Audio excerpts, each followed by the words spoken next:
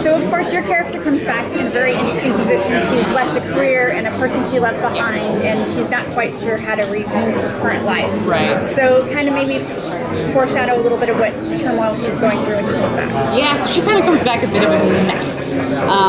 You know, she's lost essentially everything. She's lost her home, she's lost her job, she's lost her fiance, she's lost her mom. And so we see her start to figure out how to pick up the pieces while also, you know, kind of being weighed down by what actually happened to them. So we get to see Ben, Michaela, and all the other passengers try to pick up where they left off in a very different way. You know, she's got a lot to deal with. She has to face Jared because he's, you know, they still kind of do work in the same vein. She has to come to grips with the fact that her mom is no longer, you know, putting relationships back together that were falling apart before, and dealing with, you know, the big thing that she went through before. So, yeah. Well, specifically her career as well. Yeah. I mean, you can't necessarily just take a 75-year leave of absence and jump back in. Yeah. No, I don't think that they really like that in the police force when you've been out of practice. The funny thing is, though, she's not out of practice. Like, she had 4 days off, or not even a day off in her head. So, yeah, we get to see a bit of how that kind of is reintroduced a little bit. She also has some sort of disaster that is hinted about in the before all of these events happen. Yes. Are we going to learn more about that? We do. So I think I'm not reading anything by saying she got in a car accident in the first episode. We hear about it with her best friend, and the best friend ended up dying. So she has to kind of come to grips with the responsibility of being the one driving. So yeah, that's the big thing that she's dealing with. So yeah. Well, she also has this new element to her life, not only the time lapse that has occurred, but also she's hearing things. Yes. And that's a significant component to Oh no, you guys don't hear things in your head? I mean, that's pretty normal.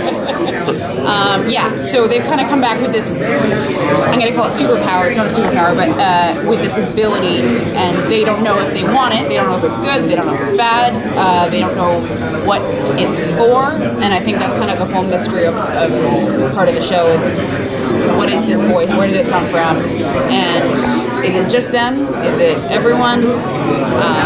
Yeah. And it's just your own voice that you're hearing, though, so it doesn't... Yeah, and it's not even always going to be voices as well. It's just kind of this thing that we feel or sense or hear or see, and we have no idea why or where it's coming from. So I think that'll be, I don't even know actually, so it's kind of interesting to think, like, it could be bad. It could be this, you know, leading us all into our own deaths. We have no idea. So I'm excited to kind of figure that out. Can you talk about what you did to prepare to get yourself into your character's headspace? Well, I was going to make a joke, but then I realized it's going to all go south. Yeah, I mean, Jeff has done a really good job of writing characters that everyone can relate to. So as far as preparing for the role, I think it was just about, you know, figuring out how you would feel if you were thrust into that. You can't really figure out how you'd feel if you came back 5 years later and the whole world had changed, but I think I'm answering this question partly, but it's just figuring out how you would feel if you got a second chance with certain people in your life, people that you've made mistakes with, and how you would feel if you got to go back and, you know, have a second chance with them. So. Well, there's obviously a lot of passengers on this plane that have all been affected the same way. Yeah. So whose other lives does your character, Michaela, kind of start to intertwine with a little bit more? Well, I mean, we kind of meet Sanvi, she's the doctor up top, and we see a lot more of her. She treats Cal, Ben's son.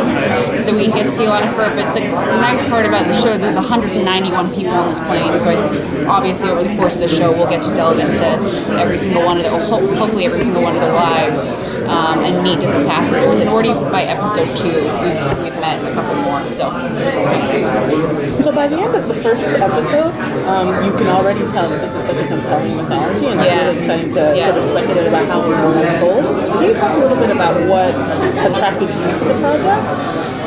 I mean, what attracted me was that the writing and the storyline was something that I hadn't seen before. I'm sure it's, there's bits and pieces of other shows like Lost, and but I personally hadn't read a script like this.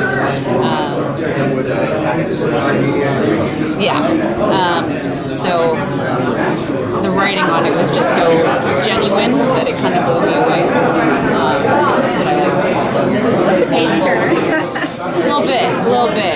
And it doesn't stop either. So like episode 2, which is what we're working on right now, we're still like gasping by the end of the episode and, shocked by what's happening. So it doesn't stop. Well, it also feels like they're kind of tapping into the superhero element. These people have an ability where they can affect people's lives in interesting ways. Yeah. So that's going to be kind of fun as well. Absolutely.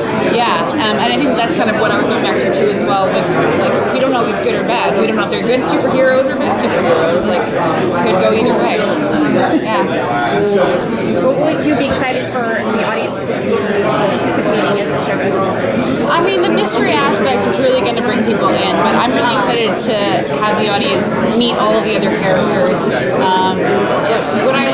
What I like about the show is the different relationships that are happening and how genuine and yet complicated they all are. So I'm really excited for the audience to get to know everyone a lot too. Do you think she's going to get closer to her brother, or is this going to drive a wedge between them? Yeah, I mean, they were never not close, but they're very different people. And so obviously this event will bring them closer together, but I'm sure they will butt heads along the way of how they're approaching it, because Michaela's she has become a little bit more spiritual with how she's approaching it, and Ben's very scientific, so they're going to look at it completely differently, which is nice, and I'm sure all the other different passengers are going to look at it from their perspective as well. Yeah.